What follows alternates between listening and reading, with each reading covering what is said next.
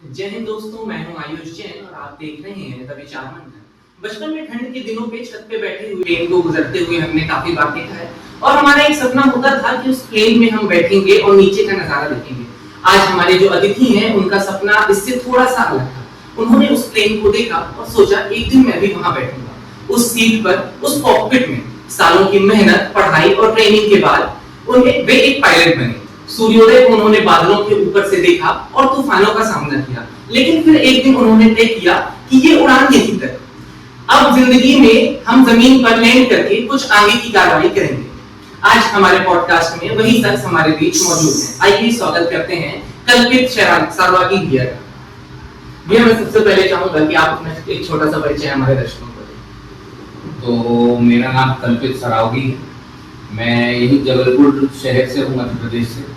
और मैंने अपने 12th स्टैंडर्ड तक पढ़ाई करने के बाद एविएशन परस्यू किया, जिसमें इनिशियली मैंने 1.5-2 साल की ट्रेनिंग की और उसके बाद टोटल मेरा करियर स्पैन लगभग 13 साल था, जिसमें मैंने अलग अलग प्रकार के जहाज उड़ाए, अलग अलग कंपनियों में काम किया। मैं बच्चों को पढ़ाया भी, प्लेन उड़ाना सिखाया भी, उसके बाद कार्गो चार्टर्स भी उड़ाया, उसके बाद एयरलाइन में भी, और उसके बाद अब मैं यहाँ। तो सबसे पहले जानना चाहूंगा कि ये इस एविएशन इंडस्ट्री में पायलट बनने का सफर आपने कैसे शुरू किया? वो ऐसे हुआ कि जब मैंने 12th का एग्जाम दिया था, उसके बाद लगभग मैंने भी सभी आम लोगों की तरह मैंने भी इंजीनियरिंग के एग्जाम्स दिए थे और मेरा भी इंजीनियरिंग में हो गया था सिलेक्शन। बट कहीं ना कहीं ऐसा था कि मुझे इस भीड़ चाल में नहीं चलना और कुछ अलग करना है। अब अलग क्या? तो सभी बच्चों को जैसे बचपन में स्कूल में पूछा जाता है कि आप क्या करना चाहते हो, बड़े होके क्या बनना चाहते हो, तो कोई बोलता है मैं एस्ट्रोनॉट बनूंगा, कोई बोलता है मैं पुलिस वाला बनूंगा, कोई बोलता है मैं पायलट बनूंगा। तो मेरे मन में हमेशा से ऐसा था कि कुछ तो अलग करना ही है, और इसी में मेरे पेरेंट्स ने मुझे स्पेशली बहुत सपोर्ट किया और उन्होंने बोला कि हाँ तुम इसको परस्यू कर सकते हो। तो फिर मैं आगे उसी में रिसर्च की कि कैसे क्या करना है। हालांकि उस समय हमारे पास, हमारा शहर इतना छोटा है कि हमें कोई गाइड करने वाला नहीं, तो जो कुछ भी माध्यम था वो इंटरनेट था। उसी के थ्रू हमने सारी रिसर्च की कि कहाँ से करें, कैसे करें, क्या क्या स्टेप्स हैं, क्या करना चाहिए, क्या नहीं करना चाहिए, और फिर वैसे करके स्टेप बाय स्टेप करते हुए मैंने अपनी ट्रेनिंग कंप्लीट की। जैसे ये जो इंडस्ट्री होती है ये अभी भी आम लोगों से अनटच्ड है। जैसे मैं एक इंजीनियर हूँ, तो मैं जानना चाहूंगा क्या मैं पायलट बन सकता हूँ? बिल्कुल, कोई भी पायलट ट्रेनिंग कर सकता है, ना सिर्फ इंजीनियर्स। इवन अगर कोई बच्चा या कोई भी बंदा अगर वो मेडिकली फिट है, सबसे फर्स्ट प्रायोरिटी तो ये है कि मेडिकली जो फिट होना जरूरी है उसके लिए। चश्मा, जैसे मुझे चश्मा लगा होता, अमूमन जो मेरे से लोग जनरली मेरे को देखते होते हैं आपको तो चश्मा लगता है, तो आप कैसे पायलट? तो पायलट हो सकते हैं इवन अगर आपको चश्मा लगता है। उसके कुछ मापदंड हैं, रेस्ट्रिक्शंस हैं, बट उसको अगर आप क्लियर कर लेते हैं तो आप बिल्कुल कर सकते हैं। और इंजीनियरिंग नहीं, इवन कॉमर्स का अगर कोई बच्चा भी है, कॉमर्स स्ट्रीम से भी कोई बच्चा है, या बायोलॉजी या कोई भी अदर स्ट्रीम से बच्चा है, जस्ट आपको एक ओपन स्कूल से मैथ्स और फिजिक्स का एक एग्जाम देना पड़ेगा और आप कंटिन्यू कर सकते हो। वो भी इंडिया की रिक्वायरमेंट है कि मैथ्स और फिजिक्स होना चाहिए, अदरवाइज दूसरी कंट्रीज में ये भी रिक्वायरमेंट नहीं है। तो इसमें कैसे क्या कोर्सेज होते हैं? इसमें सबसे पहले आप जब करते हैं, इसकी तैयारी जब चालू करेंगे, तो सबसे पहले तो आपके ग्राउंड क्लासेस होते हैं जो कि होते हैं पीपीएल के लिए। पीपीएल बोले तो प्राइवेट पायलट लाइसेंस। उसके बाद अब आपका आता है कमर्शियल पायलट लाइसेंस। उसके बाद आपकी उसमें additional instrument rating, multi engine ratings. फिर उसके बाद आप आगे जैसे एयरलाइन के लिए प्रिपेयर कर रहे हैं तो आपको टाइप रेटिंग्स करनी होती है, वो हर एक इंडिविजुअल एयरक्राफ्ट के लिए होती है। और या फिर अगर आप कोई दूसरी लाइन चूज करना चाहते हैं एविएशन में रहते हुए पायलट के लिए, तो आप फ्लाइट इंस्ट्रक्टर का कोर्स भी कर सकते हैं। तो दोनों कोर्सेज में कुछ डिफरेंसेस होते हैं? हाँ, जैसे पीपीएल हो वो आपका इनिशियल लेवल हो गया। फिर सीपीएल, पीपीएल में जब तक आप हैं तो आप अपना खुद का जहाज उड़ा सकते हैं, जिसमें आप पेड नहीं हो सकते, आपको कोई भी पेमेंट नहीं मिल सकती उस लाइसेंस के थ्रू। बट जब आपका कमर्शियल पायलट लाइसेंस है तो you can apply for airline और समथिंग, एंड देन वहां पे आपको पेमेंट हो सकती होती है, तो वहां पे आप पेड होते हैं। फ्लाइट इंस्ट्रक्टर बेसिकली एक इंस्ट्रक्टर हो गया जो कि आने वाले फ्लाइंग स्कूल्स में बच्चों को फ्लाइंग सिखाएगा, उसकी ग्राउंड क्लासेस सिखाएगा, उससे रिलेटेड सारी चीजें। आपका कोर्स कंप्लीट कराने के लिए आप फ्लाइट इंस्ट्रक्टर का कोर्स भी कर सकते हैं। इंडिया में ये कोर्सेज कहाँ होते हैं? इंडिया में लगभग बहुत सारी जगह ये कोर्सेज होते हैं। और सबसे अच्छी बात है देश का बहुत ही अच्छा स्कूल हमसे बहुत ही नजदीक में है। यहाँ सागर में एक चाइल्ड एविएशन एकेडमी है जो कि हमसे लगभग 100-150 किलोमीटर की दूरी पर ही है और वो देश का one of the best school है। बाकी इंदिरा गांधी उद्यान अकादमी भी है जो कि गवर्नमेंट रन एकेडमी है, वहां से भी बच्चे कर सकते हैं। उसके एंट्रेंस टेस्ट होते हैं, एंट्रेंस टेस्ट दें, क्लियर करें, मेडिकल अपना सर्टिफिकेट लें और वहां से परस्यू कर सकते हैं। इसकी क्लासेस और ट्रेनिंग के बारे में बताइए कुछ। इसकी क्लासेस सबसे पहले तो आपको एक बेसिक लेवल पे मैथ्स फिजिक्स पता होना चाहिए, उसके बाद फिर इसके सब्जेक्ट्स अलग हैं। जैसे कि आप थोड़ा बहुत अगर जानते हैं तो जैसे कोई कार डेवलप होती है, कोई बाइक डेवलप होती है या कोई एयरक्राफ्ट डेवलप होता है, सबसे पहली चीज उसमें जो देखी जाती है वो है उसका एरोडायनेमिक्स। एरोडायनेमिक्स बेसिकली एक कोई भी सब्जेक्ट पे एयर जब टकराएगी तो कैसे रिएक्ट करेगी, तो वो उसके बारे में पढ़ाया जाता है। उसके बाद फिर आपका वेदर हो गया, वेदर के बारे में, क्योंकि आप जब हवा में उड़ रहे हैं तो आपको रोज नए नए वेदर से एनकाउंटर करते हैं, तो उसके बारे में जानकारी। फिर और भी इसके बहुत डिटेल में अलग अलग सब्जेक्ट्स हैं। फिर रूल्स एंड रेगुलेशंस एक बहुत इंपॉर्टेंट, जैसे अपन ड्राइविंग स्कूल जाते हैं ड्राइविंग सीखने के लिए, तो जैसे हम गाड़ी चलाना सीखते हैं तो हमें पता होना चाहिए कि यहाँ पे लेफ्ट टर्न है, यहाँ राइट टर्न है, यहाँ पे इतनी स्पीड मेंटेन करनी है, यहाँ आगे स्कूल है। वैसे ही फ्लाइंग में भी बहुत सारे रूल्स एंड रेगुलेशन है। हवा में ऐसा लगता है लोगों को, एक आम आदमी का क्वेश्चन होता है कि वहां तो सड़कें नहीं है तो आप कहीं भी कुछ भी कर सकते हैं, बट नहीं, वहां पे भी बहुत नियम कानून है, तभी वो इतना सेफ हो सकता है। ये रूल्स एंड रेगुलेशंस की बात हो गई, तो एयर ट्रैफिक कैसे कंट्रोल किया जाता है? एयर ट्रैफिक कंट्रोल करने के लिए अलग अलग एयर स्पेसेस होते हैं। अब एयर स्पेसेस उसको बहुत डिटेल में अगर हम ना जाते हुए ऐसे ही बेसिकली समझें तो एक टर्मिनल एयर स्पेस होता है जो आपके एयरपोर्ट के आसपास होता है। फिर एक क्लास ए एयर स्पेस होता है जो कि 18,000 फीट के ऊपर माना जाता है, जहां पे सिर्फ आईएफआर फ्लाइट्स हो सकती हैं। आईएफआर फ्लाइट से मेरा मतलब इंस्ट्रूमेंट फ्लाइट रेटेड फ्लाइट्स ही हो सकती है। और एक जनरल एयर स्पेस भी होता है जहां पे टावर रिक्वायर्ड नहीं है, आपस में दो एयरक्राफ्ट बातें करते हुए अपने आप की लोकेशंस और पोजीशंस बताते हुए ट्रैफिक मैनेज होता है। अदरवाइज एटीसी, जैसे हम लोगों को जनरली जब हम हवाई सफर करते हैं तो हमें एटीसी के बारे में पता होता है, तो नीचे से रेडार के थ्रू हमें गाइड किया जाता है कि हम कहां से कैसे जा सकते हैं। अदरवाइज प्रॉपर एयरवेज बने हुए हैं, आप बोल सकते हैं ये हवा के हाईवेज हो गए। जैसे अपन रोड पे हाईवे जाते हैं वैसे ही हवा में भी हाईवे है, उनको एयरवेज होते हैं, तो डेजिग्नेटेड एयरवेज पे फ्लाई किया जाता है। जो कन्वर्सेशन होती है एटीसी और आपके बीच में, उसमें मौसम से रिलेटेड कभी-कभी फ्रीक्वेंसी चेंजेस में कोई प्रॉब्लम आती है क्या? नहीं, ऐसे कुछ आती नहीं है। मौसम से रिलेटेड जानकारी लगभग पहले से ही ली जाती है। फोरकास्टेड वेदर भी होता है हमारे पास, और जैसे हम किसी एयरड्रोम पे पहुंच रहे होते हैं तो वहां के लेटेस्ट वेदर हम ले लेते हैं रेडियो के थ्रू, और उसके थ्रू हम डिसाइड करते हैं कि हमें कैसे अप्रोच करना है उस रनवे को। तो वैसे बातें होती हैं और फ्रीक्वेंसी चेंजेस और इससे कोई ऐसी परेशानी नहीं है। ये पूरे कोर्स की फीस मैंने सुना है काफी हाई होती है, लगभग कितनी होती है इसकी फीस? देखिए, मेरे टाइम पे ये फीस लगभग $36,000 की थी, CPL commercial pilot licence plus multi engine and IFR rating की। बट करेंटली जैसे आप देख रहे हैं फ्यूल के चार्जेस बढ़ते जा रहे हैं। बेसिकली पूरी एविएशन इंडस्ट्री बेस्ड होती है फ्यूल चार्जेस के ऊपर। जैसे जैसे फ्यूल महंगा होगा वैसे वैसे आपकी फीस महंगी होती जाती है। तो अब करेंटली एवरेज आप लगा लीजिए $60,000 से $70,000 में आपकी ये ट्रेनिंग होती है। यदि मैं इंडिया से करना चाहूँ ये कोर्स या फॉरेन से करना चाहूँ तो क्या डिफरेंसेस हो सकते हैं? डिफरेंसेस हालांकि ऐसे कुछ खास नहीं है, ट्रेनिंग सब जगह सेम ही है। जस्ट एक मेरे हिसाब से टाइम डिफरेंस आता है।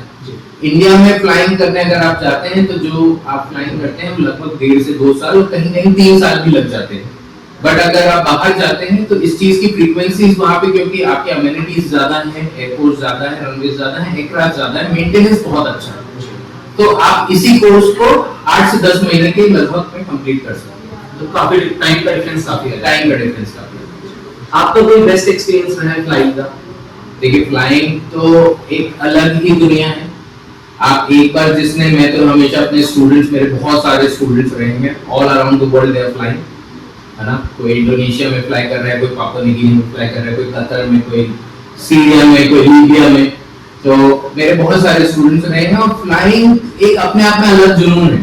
एक बार आप जब वहाँ कॉकपिट में बैठ के 180 डिग्री जो आप देखते हैं, जैसे आप देखते होंगे लोग जब जाते हैं आज की डेट में फ्लाइट में, तो they thinking they want to sit on the window seat ताकि वो बाहर देख पाए, बादलों में देख पाए। बट आप इसी चीज को इमेजिन करिए, आप जब सामने बैठ के उस चीज को फ्लाई कर रहे हैं, आपके 180 डिग्री व्यू होता है, वो एक अलग ही सेरेनिटी। तो बहुत सीरिंग एक्सपीरियंस है और बहुत अच्छे एक्सपीरियंसेस रहते हैं उसमें कभी कभी आपके बहुत रिस्पॉन्सिबल जॉब ही मैं कहूँगा, तो बहुत इंपॉर्टेंट हो जाता है कि आप क्या कर रहे हैं, कैसे कर रहे हैं, क्योंकि आपके ऊपर आपके पैसेंजर्स, आपका कार्गो, सबकी जिम्मेदारी आपके ऊपर। बहुत सारे एक्सपीरियंसेस हैं, लगभग मैंने 12-13 साल फ्लाइंग किए, तो काफी एक्सपीरियंस है। ये भी रिसेंट डेज में काफी ज्यादा क्रैशेस हो रहे हैं और एयरलाइंस का काफी नाम भी खराब किया जा रहा है, लोग काम बैठने से डर रहे हैं। हाँ। इसका क्या अपन अंदाजा लगा सकते हैं? देखिए, एविएशन को सबसे सेफेस्ट फॉर्म कंसीडर किया जाता है वैसे तो। ये जो क्रैशेस होते हैं ये बहुत मिसहैपनिंग हो जाती है, कभी कभी पायलट एरर भी होता है, कभी कोई एयरक्राफ्ट माल फंक्शन कर जाता है।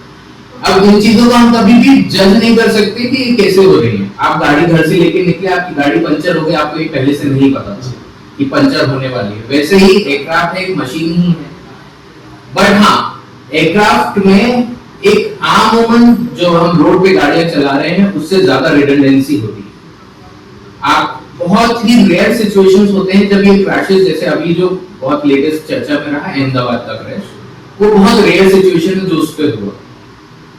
तो ऐसे जनरली कभी कुछ होता नहीं है, अगर होता भी है तो बहुत रिडंडेंसीज हैं जिसके थ्रू रिकवर किया जा सकता है और सेफली एयरक्राफ्ट को लैंड किया जा सकता है। अनटिल एंड अनलेस बहुत ही ज्यादा, जैसे ये अहमदाबाद वाले केस में हुआ, वैसा कुछ हो तभी कुछ ऐसे मिसहैपनिंग्स होते हैं। तो ये आप इस चीज को काफी अच्छे से समझते हैं, तो एग्जैक्टली हुआ क्या था अहमदाबाद के क्रैश? देखिए, अभी इसमें तो रिपोर्ट आ रही है, बट जो कि अभी तक बोइंग की तरफ से या डीजीसीए की तरफ से उसमें कहा गया है कि उसके फ्यूल शटर बॉल अचानक ऑफ हुए, और एक जो सीवियर रिकॉर्डिंग आई और जो प्रिलिमिनरी रिपोर्ट आई है बाहर, उसमें ये कहा गया कि वॉइस रिकॉर्डिंग, सीवियर मतलब कॉकपिट वॉइस रिकॉर्डर, उससे जो वॉइस रिकॉर्डिंग आई थी उसमें ये पता चला कि एक पायलट कह रहा है कि ये फ्यूल शटर बॉल बंद किसने किए, तो दूसरा उसमें अचंभित है कि हाँ मैंने तो नहीं किए, और इन्होंने वापस उसको चालू किया।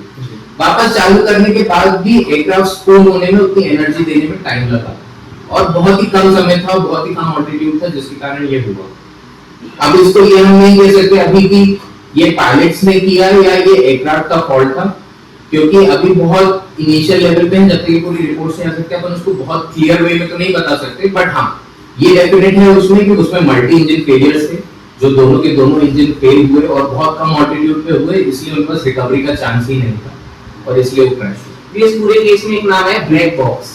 जी, ये क्या होता है? ब्लैक बॉक्स बेसिकली एक डेटा रिकॉर्डर है, एक डेटा रिकॉर्डर होता है, जो कि ब्लैक बॉक्स उसको नाम दिया गया, हालांकि वो होता ऑरेंज कलर का है। जी। तो इसमें पूरे के पूरे डेटा, आपका एयरक्राफ्ट जिस पॉइंट से बैटरी से आपने चालू किया या जैसे भी चालू किया, उस पॉइंट से एंड पॉइंट तक पूरा डेटा रिकॉर्ड होता है। उसमें आपने उसमें क्या किया है, क्या नहीं, कौन सी बटन कब दबाई है, क्या किया है, बहुत लेमन लैंग्वेज में आपको समझाना चाह रहा हूँ। ये सारी की सारी चीजें उस पर रिकॉर्ड होती है। ये फ्लाइट डेटा रिकॉर्डर है जिसको हम ब्लैक बॉक्स भी कहते हैं। आपकी लाइफ में कभी ऐसी सिचुएशन आई कि वेदर बहुत खराब हो गया हो या इमरजेंसी लैंडिंग करनी पड़ी हो? इमरजेंसी लैंडिंग हाँ मैंने एक बार की है, मेरे लाइफ में एक बार ऐसा हुआ। मेरा भी, मैं उस वक्त एक कार्गो लेके जा रहा था मनीला, मैं उस वक्त फिलीपींस में फ्लाई कर रहा था, मनीला से जा रहे थे, तो हम फिश रन करते थे। और फिश रन जनरली जो होता था वो इसी मॉनसून के वेदर में होता है, और हालांकि अगर आप जानते हैं उसके बारे में, मनीला में जो वेदर है मॉनसून के टाइम पे स्पेशली बहुत टाइफून्स होते हैं। तो हम जा रहे थे, मैं और मेरा एक कैप्टन था, कैप्टन बॉय वगैरह, हम दोनों जा रहे थे, और अचानक बीच में हमारा एक इंजन फेल हो गया। अब उस सिचुएशन में हमने इंजन को जो प्रोसीजर्स है सारे करे, ये इंजन को रीस्टार्ट करने की कोशिश की, जब रीस्टार्ट नहीं हुआ तो इंजन को सिक्योर किया, और फिर उसके बाद हमने अपने डिसीजंस किए, जिसके थ्रू हमने वापस मनीला की तरफ डाइवर्ट किया और एक इमरजेंसी लैंडिंग करके उसको लैंड किया। ब्लॉगिंग काफी हो रही है इंस्टाग्राम में, पायलट्स को केबिन क्रू ब्लॉग्स बनाते हैं, उसमें पायलट्स की लाइफस्टाइल काफी अच्छी लगती है, काफी फैसिनेटिंग होती है। तो मैं जानना चाहूंगा कि रियल में लाइफ कैसी होती है? देखिए, लाइफ फैसिनेटिंग तो है, यूनिफॉर्म का एक अलग रुतबा है, और डेफिनेटली हम जब किसी पायलट को देखते हैं एयरपोर्ट पे तो हमको उससे मिलने की, उससे समझने की बहुत इच्छा होती है। डेफिनेटली फैसिनेटिंग है, बट बहुत रिस्पॉन्सिबल भी, और साथ में मैं कहूँगा बहुत हेक्टिक भी हो जाती है। फ्लाइंग करते वक्त आप एक 9 to 5 की जॉब नहीं कर रहे हैं, एक ये थ्रू आउट 24 आवर्स की जॉब है जिसमें रोटेटरी आप फ्लाई कर रहे होते हैं। अब इसमें आपके पास रेस्ट पीरियड होता है और सेम वे में जैसे हफ्ते में 7 दिन होते हैं तो 5 दिन आप काम कर रहे होते हैं, 2 दिन आपके पास छुट्टी होती है, कुछ दिन आप घर पे रिजर्व होते हैं, कुछ दिन आप एयरपोर्ट पे रिजर्व होते हैं, इस तरीके से काम होता है। बट हाँ, बहुत हेक्टिक जॉब है क्योंकि बहुत रिस्पॉन्सिबल जॉब भी है। आपने बताया कि आपका स्केड्यूल काफी लॉन्ग से होता है और यात्राओं के दौरान मानसिक और शारीरिक संतुलन कैसे बनाते हैं? इसका संतुलन बनाने के लिए मैं कहूंगा कि आपको प्रॉपर रेस्ट लेना बहुत इंपॉर्टेंट हो जाता है। आपका न्यूट्रिशन, आपका देखो क्योंकि सबसे इंपॉर्टेंट है आपकी फिटनेस जी। आप कैसे फिट हैं, आप मेडिकली फिट है कि नहीं, आप मेंटली फिट है कि नहीं। ना सिर्फ शारीरिक, मेंटली भी फिट होना जरूरी है। तो अगर आपके घर में कोई भी समस्याएं हैं और आप उसको लेके फ्लाइंग पे आ रहे हैं तो वो भी सेफ नहीं है कहीं ना कहीं। तो हमारे लिए होती है एक आई एम सेफ चेकलिस्ट होती है हमारे लिए, उसमें हम खुद को इवैल्यूएट कर रहे होते हैं कि क्या मैं शारीरिक रूप से फिट हूँ, क्या मैं मेंटली फिट हूँ। अगर मैं इन सब क्राइटेरिया के ऊपर हूँ तो डेफिनेटली, और इसी को बैलेंस करना होता है अपने न्यूट्रिशन से, अपने स्लीपिंग साइकिल से, और ये सब चीजें पढ़ाई भी जाती हैं कि इसको कैसे किया जाता है, वर्क लाइफ बैलेंस कैसे करना है। तो ऐसे ही उसको मेंटेन करना होता है। और एक पायलट की लाइफ में आपका परिवार भी होता है, आपकी पर्सनल लाइफ भी होती है, इसके बीच में आप कैसे बैलेंस बनाते हैं? क्योंकि आपको मात्र 2 दिन की छुट्टी मिलती है, उसमें आपको परिवार से भी मिलना होता है, अपने भी व्यक्तिगत जीवन की भी चीजें होती हैं। अब इसमें बैलेंस वैसे ही होता है कि जनरली टाइम तो नहीं मिलता, बट हाँ, जब वो 2 दिन हमको छुट्टी मिलती है तो उस ड्यूरेशन में ही हम अपने आप को कुछ ना कुछ अपनी नींद पूरी करने के बाद अपनी फैमिली के साथ टाइम स्पेंड करते हैं, थोड़ा इधर उधर बाहर जाते हैं घूमने के लिए, और उसी के थ्रू एनर्जी मिलती है आगे काम करने के लिए। और यही एक मोटिवेशन भी, मैं तो कहूँगा एक मोटिवेशन है आपके परिवार की तरफ से, और उनका सपोर्ट बहुत इंपॉर्टेंट होता है इसमें, क्योंकि आप आज यहाँ हैं, कल कहीं और है, परसों कहीं और। तो अगर ये उनका सपोर्ट नहीं रहेगा और उनके लिए हम टाइम नहीं निकाल पा रहे तो फिर कोई किसी चीज का पर्पस सॉल्व नहीं होता। तो जितना मजा फ्लाइंग में आता है उतना ही फिर बाद में समय अपने घर पे देने में भी आता है, पर ऐसे ही करके उसको मैनेज करना होता है। जब आप लोग इंटरनेशनल फ्लाई करते हैं तो वीजा प्रोसेस क्या होती है, कुछ उसकी अलग रिक्वायरमेंट्स होती है? उसमें जनरली हमारे कंपनी के थ्रू हमको एक जनरल डिक्लेरेशन मिलता है। हर बार वीजा स्टैंपिंग नहीं होती है उस पे, पासपोर्ट पे एक जनरल डिक्लेरेशन फॉर्म मिलता है, वो उसमें डिक्लेयर रहता है कि ये हमारा क्रू है और इसको इतने रात के लिए वहाँ पे स्टे करने, तो हमारे होटल अकोमोडेशन, ट्रांसपोर्ट्स और ये सारी चीजें एयरलाइन की लायबिलिटी हो जाती है, और वो उसके थ्रू हम ट्रैवल करते हैं। अब आता हूँ, ये पायलट की आपने जॉब छोड़ दी थी जी, तो इसका क्या रीजन था? क्या हुआ कि जब कोविड आया, कोविड आने के पहले हालांकि मैं अपनी वाइफ और मेरे बेबी को थाईलैंड तक ड्रॉप किया था। मैं मनीला में उसको फ्लाई कर रहा था सिडू पैसिफिक एयरलाइन में। मैं इनको थाईलैंड में ड्रॉप किया और ये लोग इंडिया आ रहे थे, मैं वहीं वापस मनीला पहुंचा और उसी दौरान कोविड फैल गया। कोविड पहला लॉकडाउन हो गया। सबसे ज्यादा कोई इंडस्ट्री जो मुझे लगता है उसमें हैम्पर हुई तो एविएशन इंडस्ट्री या हॉस्पिटैलिटी इंडस्ट्री थी, क्योंकि हम टोटली शट डाउन हो गए। लोगों का घर से निकलना ही बंद हो गया, तो हमारा ट्रैवलिंग का काम ही खत्म हो गया। सिर्फ और सिर्फ धीरे से कार्गो का काम, जो इंपॉर्टेंट सप्लाईज थी, मेडिकल सप्लाईज थी, उसी का काम था। और लगभग 12-13 साल मैंने अपने जीवन के इसी चीज में दे चुके थे। तो फिर मैंने सोचा एक पॉइंट के बाद, लगभग 1 साल में वहां पे रहा इसके बावजूद भी, फिर उस पॉइंट के बाद मैंने सोचा कि अब नहीं, अब वापस अपने घर में अपने पेरेंट्स और अपने वाइफ के पास जाना जरूरी है। तो उसके बाद फिर मैं वापस आया। ये जैसे अपने इंडियन कल्चर में जॉब को ज्यादा इंपॉर्टेंट माना जाता है, तो जब आपको डिजाइन करने का आपका डिसीजन था तो आपकी फैमिली के और फ्रेंड्स का क्या रिएक्शन था? फ्रेंड्स का तो ऐसा कुछ खास था नहीं, बट हाँ, फैमिली ने डेफिनेटली उसमें सपोर्ट किया। उन्होंने भी बोला कि हाँ, वहां पे रहने से, क्योंकि इसका कोई, कोविड जब हुआ तो उसका कोई वो नहीं पता था ना कि कब ये रुकेगा, ये कब वापस चीजें नॉर्मल होंगी, उसका कोई अंत ही नहीं दिख रहा था। तो उस समय मुझे ऐसा लगा कि अब काफी समय पर इसमें दे चुके हैं, आगे फ्यूचर में फिर कभी मेरे को मौका मिलेगा तो फिर वापस जा सकते हैं इसमें। तो मेरे पास इतना एक्सपीरियंस है कि मैं आगे कुछ ना कुछ इसमें कर ही सकता हूँ, और अभी भी मैं कर रहा हूँ।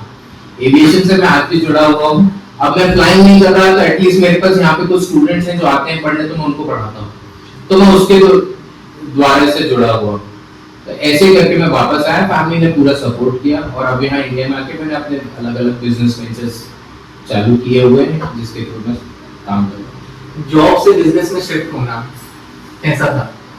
एक टोटली डिफरेंट एक्सपीरियंस है, क्योंकि मेरे घर में मेरे फादर भी गवर्नमेंट एम्प्लॉय थे, तो परिवार में कोई भी बिजनेस बैकग्राउंड से वैसे था नहीं।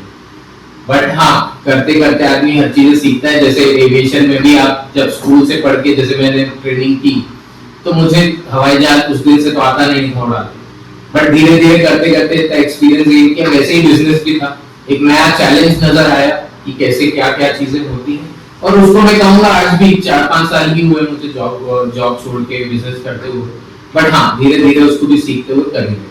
अब बिजनेस में सिर्फ होना ठीक था, आपकी लाइफस्टाइल भी टोटली चेंज हो गई जी। तो क्या प्रभाव पड़ेगा आपके ऊपर इससे? लाइफस्टाइल हाँ चेंज तो हो गई, काफी कुछ चेंज हो गया है इसमें, बट प्रभाव ऐसे नहीं पड़ता, क्योंकि मैंने जो अपने एविएशन इंडस्ट्री से सीखा है, प्रोफेशनलिज्म सीखा है, उस चीज को जब आप अपने बिजनेस में भी अप्लाई करते हैं, तो मुझे लगता है आज की दुनिया में जैसा बिजनेस होना चाहिए, जो करंट सिचुएशन के हिसाब से अपन कहेंगे, अगर जब हम उसको अप्लाई करते हैं तो वैसे ही काम करता है, वैसे ही फंक्शन करती हैं चीजें आगे।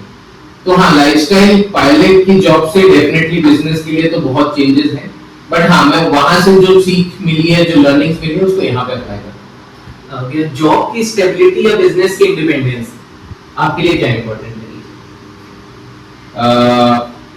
जॉब की स्टेबिलिटी मेरे लिए, बिजनेस कर रहा हूँ डेफिनेटली, बट जॉब की स्टेबिलिटी बहुत जरूरी है। आज की डेट में मैं देखता हूँ इंजीनियर्स भी परेशान हैं, जब से ये एआई आया है तो वो भी काफी परेशान चलते हैं, तो उनको भी ये डर लगा रहता है आज है कल नहीं है, क्या सिचुएशन है। तो हाँ, बिजनेस की तरफ उनका भी रुझान बढ़ता है, बट बिजनेस भी दूर से जितना अच्छा लगता है उतना आसान नहीं। बिजनेस में भी उतनी ही मेहनत लगती है, और हर तरीके से आपको सोचना पड़ता है, रिस्क दोनों जगह इन्वॉल्व है। खासकर एविएशन वाली सेक्टर में तो बहुत ज्यादा रिस्क, वहां पे लाइफ रिस्क इन्वॉल्व रहता है, और यहाँ पे फाइनेंशियल रिस्क इन्वॉल्व है बिजनेस में। तो दोनों जगह दोनों चीजें कहीं ना कहीं बराबर हैं, इंपॉर्टेंट है। अब आप इनको कैसे मैनेज करते हैं, अपने एविएशन की बात करें तो आप अपने नॉलेज से, अपने फिटनेस से, अपने करियर के प्रोग्रेस से आप कैसे मैनेज कर रहे हैं, और बिजनेस में आप कितना फाइनेंशियल रिस्क ले सकते हैं, कितनी इंडिपेंडेंस या कितना उसमें व्यस्त हो सकते हैं। मैं ये नहीं कहूंगा कि आप उसमें इंडिपेंडेंट हो जाते हैं कि फ्री है, अपने हिसाब से जो कुछ करना है कर रहे हैं, बट उसमें ये भी होता है कि कभी कभी आपको 24 घंटे भी काम करना पड़ सकता है, तब जाके आप उसका आपको आउटपुट पैसा मिलेगा। तो हाँ, वो दोनों चीजें आपको मैनेज करनी पड़ती हैं, तो ओके है वो दोनों चीजें। आज की जैसे यंग जनरेशन जो एविएशन में जाना चाहती है, उसके लिए कोई मैसेज है? बिल्कुल जाना चाहिए, मैं तो कहता हूँ पायलट्स की बहुत रिक्वायरमेंट है, और फ्यूचर एविएशन का ही है। धीरे धीरे आप देख रहे हैं छोटे छोटे शहरों में, छोटे छोटे गांव के लोग, अभी मैं रिसेंटली ट्रैवल करके आया हूँ, तो मैं देखता हूँ अब जो पहले लोग नहीं दिखते थे एयरपोर्ट पे, वो लोग भी दिख रहे हैं। तो इसका मतलब हर आदमी अब ट्रैवल करना चालू कर दिया है एविएशन में, फ्लाइंग में। लोगों को अब उतना फैसिनेटिंग था जरूर, लेकिन अब उतना चैलेंजिंग नहीं लगता। तो जाना जरूरी है, जाना चाहिए, और अगर कहीं किसी को कोई भी रिक्वायरमेंट है, कोई भी गाइडेंस चाहिए, तो बिल्कुल मेरे से कभी भी कॉन्टेक्ट कर सकते हैं। दोस्तों, जिंदगी एक उड़ान की तरह होती है, कभी आसमान साफ होता है तो कभी बादल छा जाते हैं, हमें कभी ऊंचाई मिलती है तो कभी हमें नीचे लैंड करना पड़ता है। आज के मेहमान ने हमें सिखाया कि सपनों को उड़ान देना जरूरी है, लेकिन उससे ज्यादा जरूरी है हमारे रास्ते खुद तय करना। आपका बहुत बहुत धन्यवाद। आज की बातचीत यहीं तक। मैं हूं आयुष जैन, मैं आपसे विदा लेता हूं। मिलते हैं अगले एपिसोड में नए कहानी, नए अनुभव और नए विचारों के साथ। धन्यवाद।